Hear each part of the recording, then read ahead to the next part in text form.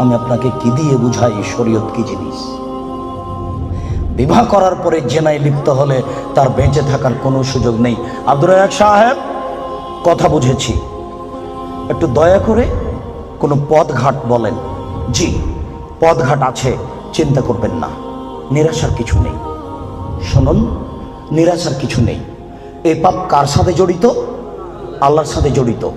আল্লাহ নবী বলেছেন, কেউ যদি জেনে শুনে 1 টাকা সুদ খায়, 36 বার জেনা করে যত পাপ হবে, 1 টাকা সুদ খেলে তার চেয়ে বেশি পাপ হবে।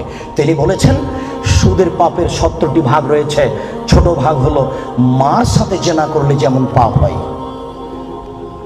সুদ যত বড়ই পাপ হোক না কেন, সুদের পাপ কার সাথে জড়িত? আল্লাহর সাথে জড়িত। জেনার পাপ কার সাথে জড়িত? আল্লাহর সাথে জড়িত। যুবক, তুমি নিরাশা হবা।